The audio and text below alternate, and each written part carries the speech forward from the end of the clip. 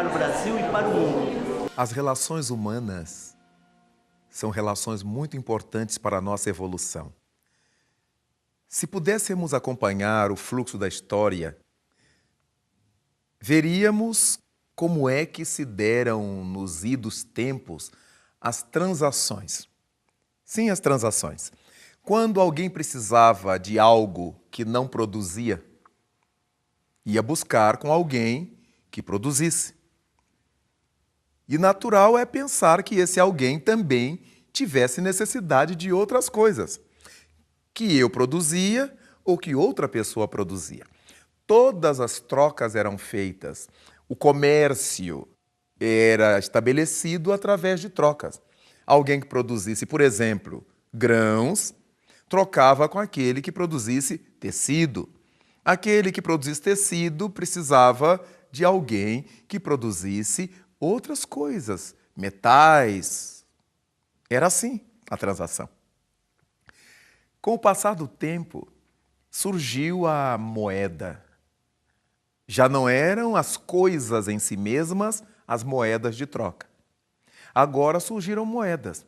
Cada grupo, cada lugar, cada país tratou de estabelecer a sua própria moeda. Madeiras caras, raras, perfumadas, com a qual se construíam peças que serviam de troca. Metais caros, metais mais raros. E com isso, ao longo do tempo, foram cunhadas moedas. E teve começo no mundo do capital a troca realizada através da moeda. Desde então, o nosso trabalho passou a ser remunerado. Passamos a perceber algum dinheiro em função do trabalho que realizássemos. O nosso trabalho passou a ter um preço. O trabalho por dia, o trabalho por hora, o trabalho por mês ou por ano recebia uma compensação da sociedade. E desse modo, fomos criando um sistema no mundo que, a partir dos regimes capitalistas, foi ficando insuportável. Porque uma coisa é eu ter bananas em casa e trocar com o vizinho que tem cocos. Ele tendo cocos, trocar com alguém que tem arroz. Era mais fácil. Mas quando passamos a ter essas relações econômicas na base da moeda, na base do dinheiro, eu preciso ter dinheiro. Porque tem alguém que vende e, naturalmente, tem alguém que compra. A lei econômica da oferta e da procura estabelece que todas as vezes que eu tenho alguma coisa para vender, aparecerá alguém desejando comprar. Ou que, sempre que eu tenha vontade de comprar alguma coisa, aparecerá quem me venda essa coisa. E desse modo criamos uma estrutura social, ou uma estrutura socioeconômica, em que é inadmissível vivermos sem dinheiro. Passaram a surgir os problemas financeiros, os problemas econômicos. Mas quando acompanhamos hoje em dia os noticiosos, percebemos que há pessoas que vivem com muito pouco. Há pessoas que vivem com $1 por dia. Menos de $1 por dia. Até os indivíduos que ganham centenas de dólares por minuto.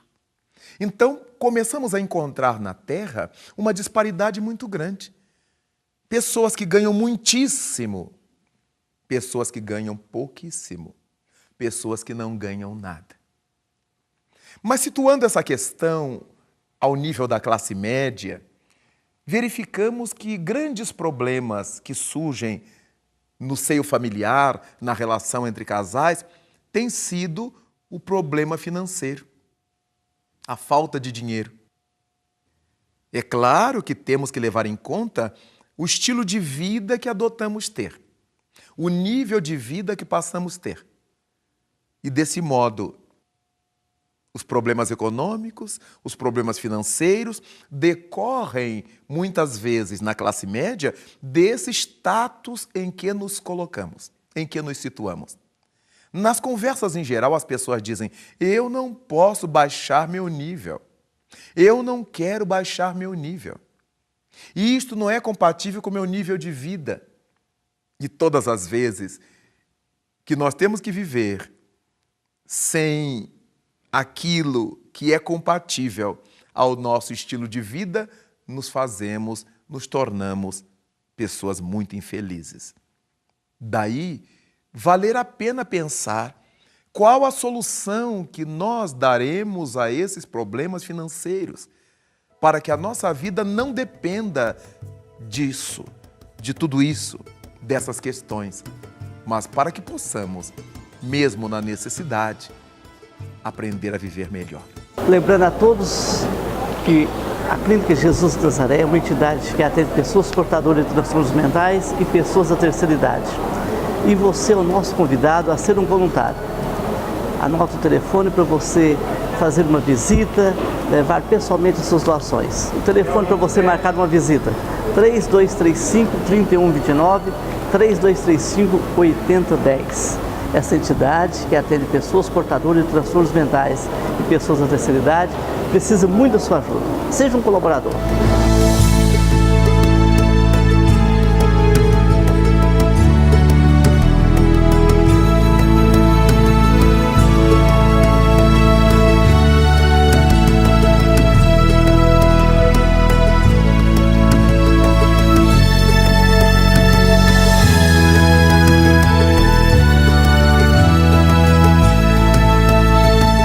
Cada vez que nos dermos conta de que o dinheiro está sendo um problema para a nossa vida, primordialmente deveremos levar em conta que as pessoas à nossa volta não têm nada a ver com isso.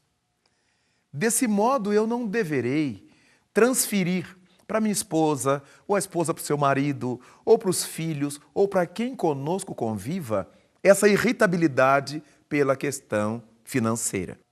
Vamos ver como é que resolvemos isto, já que não temos como ganhar dinheiro fácil.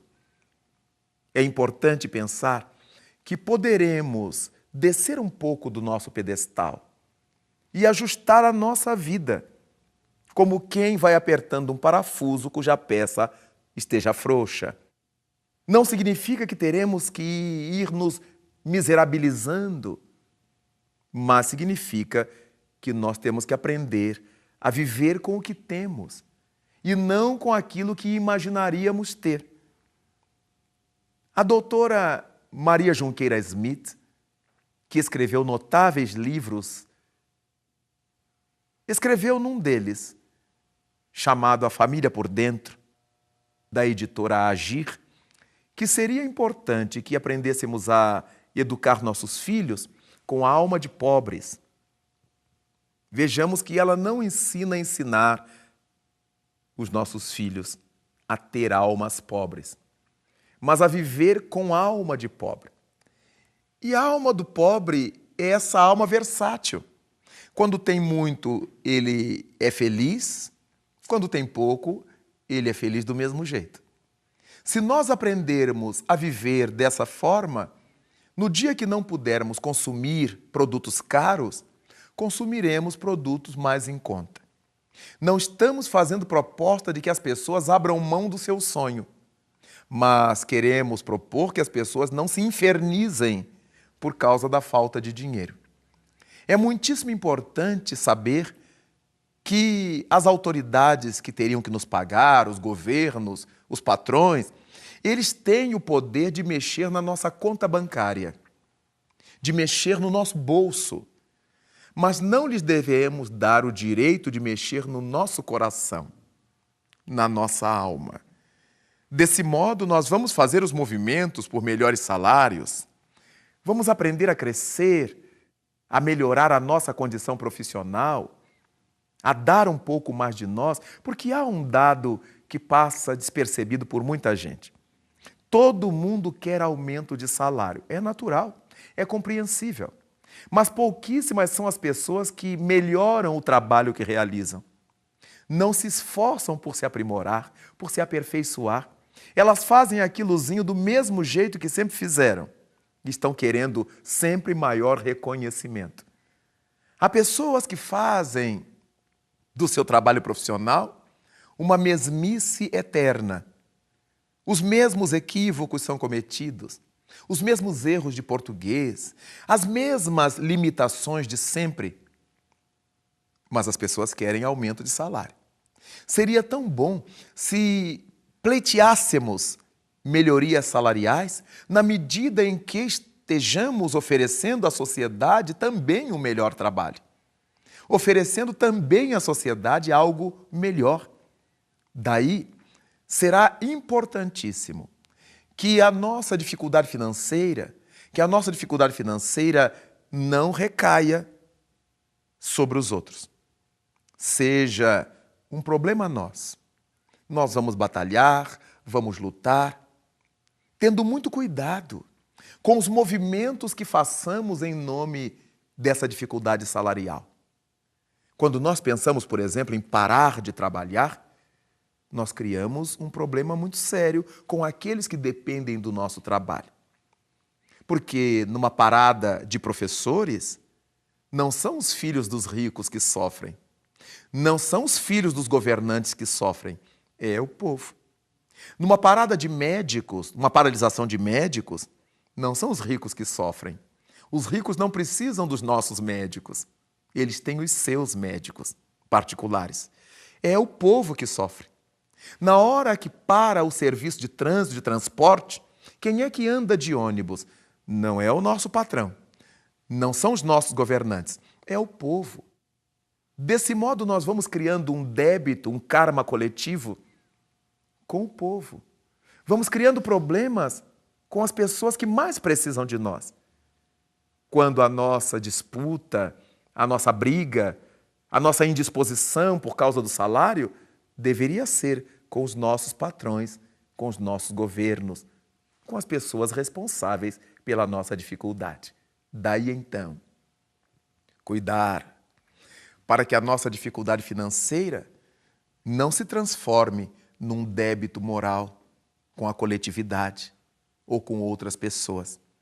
Porque saberemos um dia quantas crianças que desistiram da escola por nossa incúria como professor. Quantos doentes que morreram por nosso desejo de ganhar mais.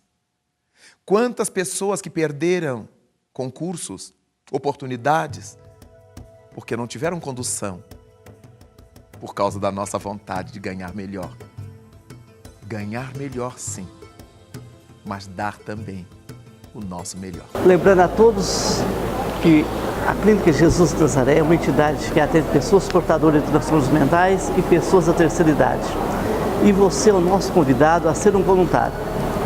Anota o telefone para você fazer uma visita, levar pessoalmente as suas doações. O telefone para você marcar uma visita: 3235-3129, 3235-8010. Essa entidade que atende pessoas portadoras de transtornos mentais e pessoas da terceira idade precisa muito da sua ajuda. Seja um colaborador.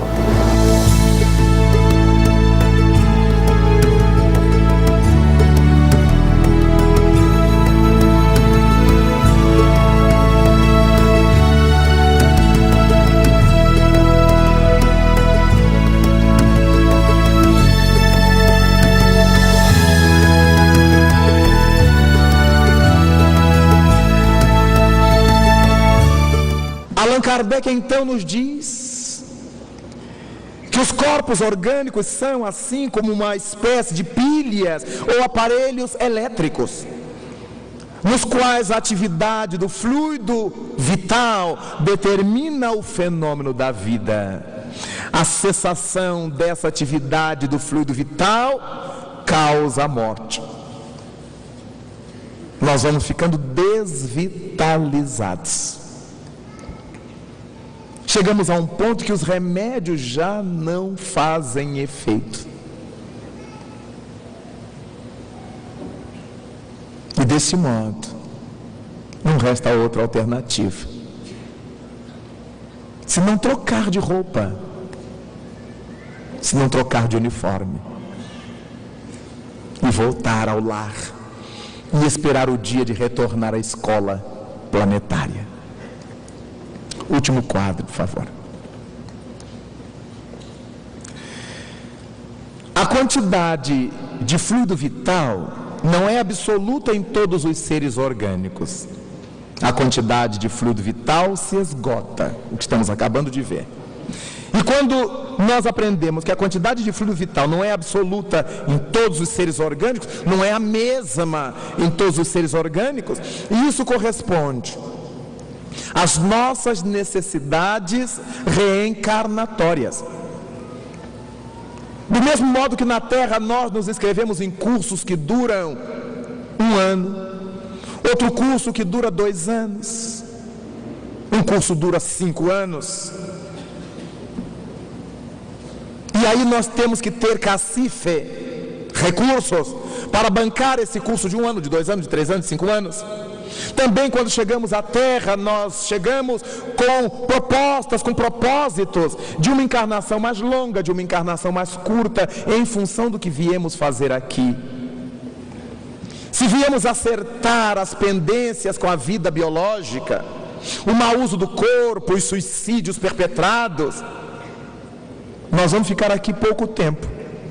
É só para cobrir aquele buraco que nós deixamos.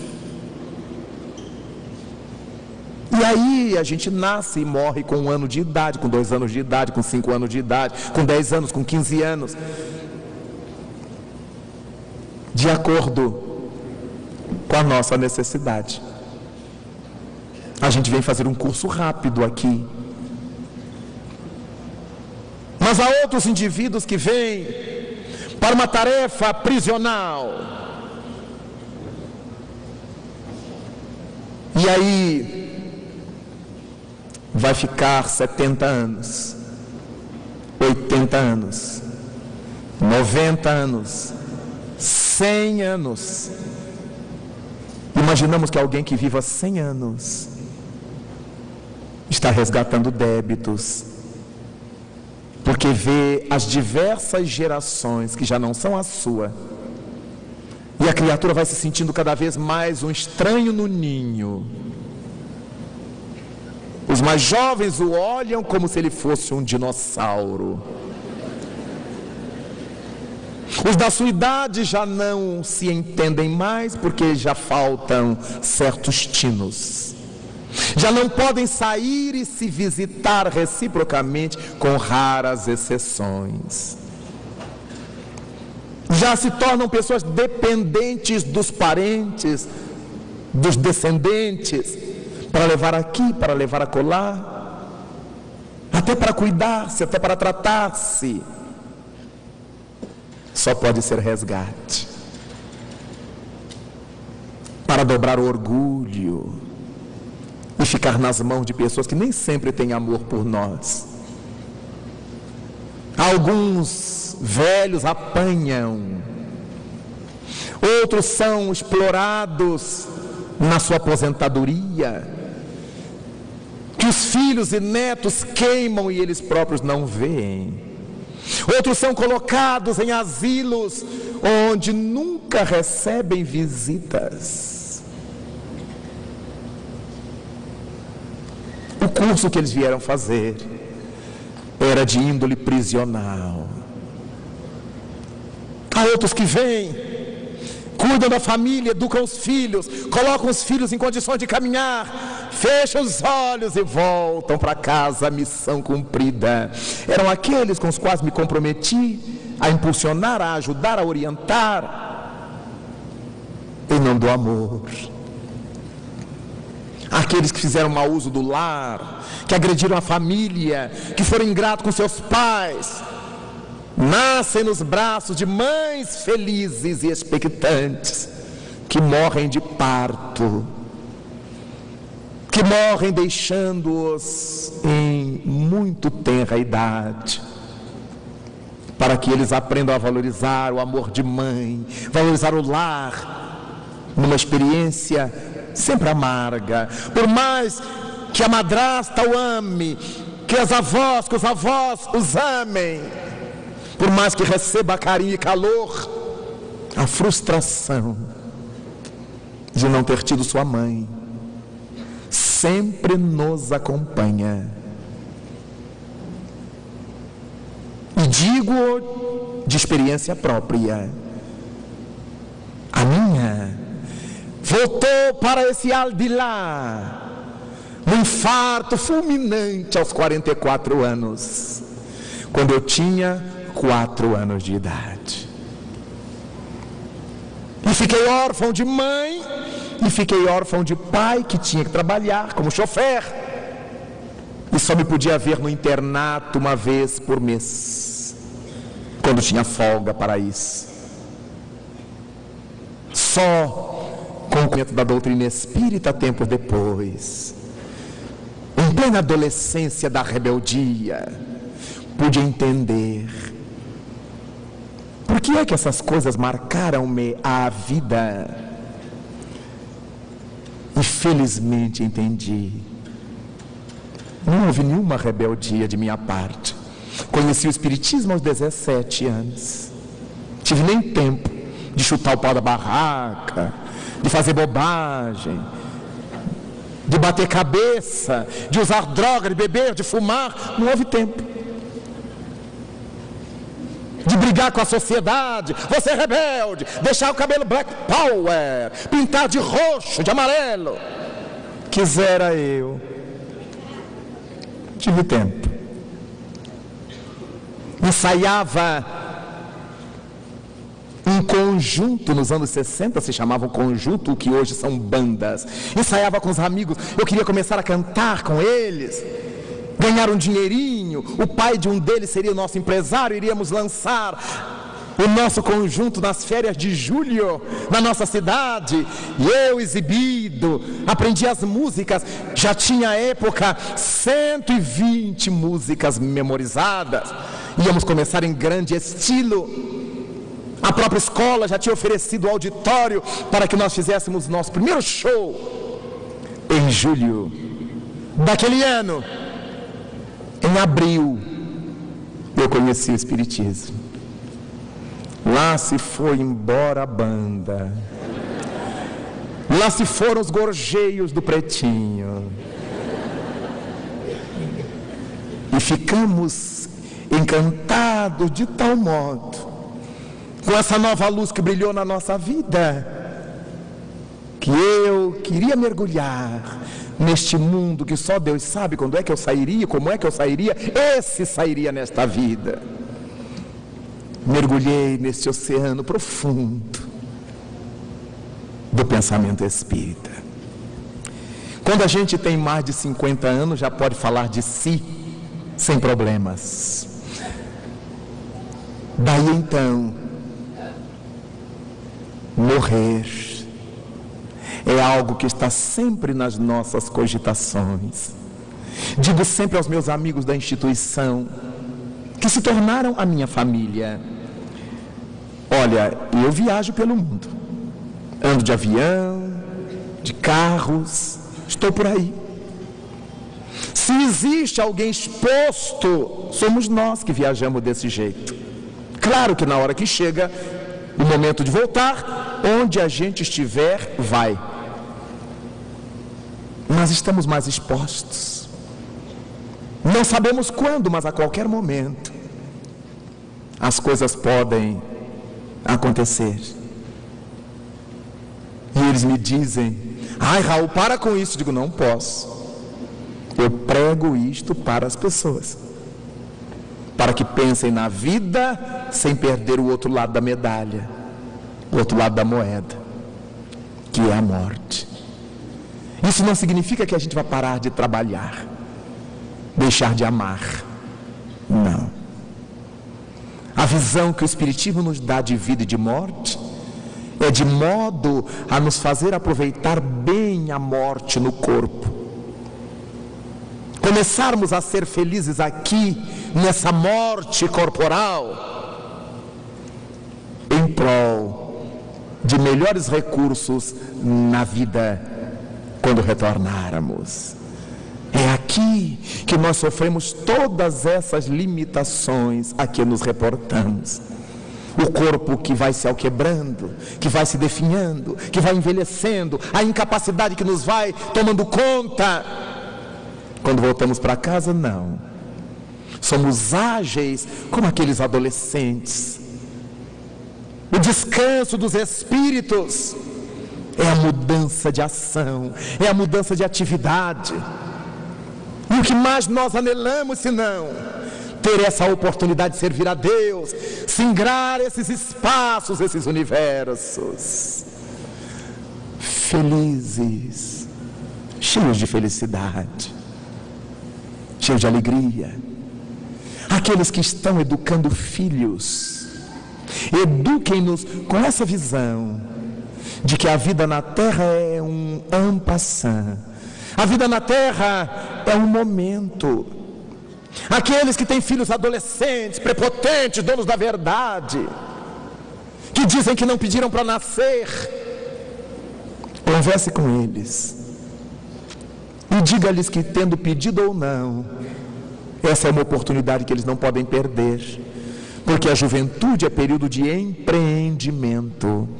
É na juventude que a gente estabelece o que é que vai querer para a velhice se chegar lá, porque vamos colher na velhice do corpo o que tivermos plantado na juventude.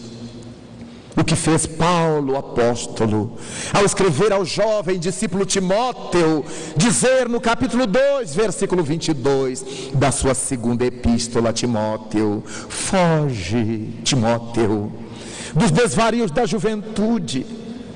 Não é foge da juventude, foge dos desvarios da juventude e segue o amor, a justiça, a paz com aqueles que de coração puro louvam o Senhor. Então, orientar o nosso jovem, se ele quiser ter um ídolo, alguém em cujos passos ele gostaria de ir, escolha alguém em nome do Senhor, que esteja envolvido com amor, com a paz, com a saúde ética, ao invés de achar ídolos da droga, ídolos do crime, ídolos da sombra, da dissolução. Aqueles que já não têm crianças, que já não têm jovens, aqueles que estão curtindo a própria maturidade, avaliar o que fizemos da vida até agora.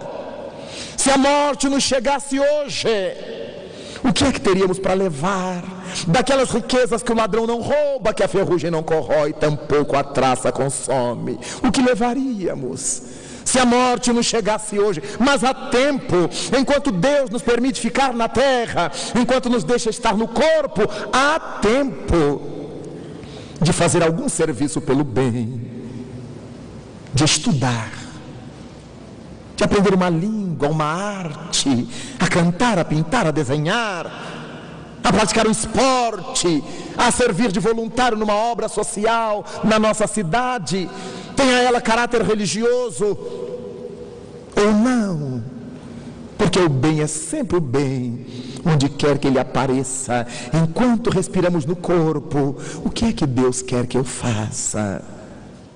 Encerramos mais uma vez. Lembramos que toda semana nós estamos aqui falando de doutrina espírita e você é nosso convidado todas as semanas. Fique com Deus, um forte abraço e até mais.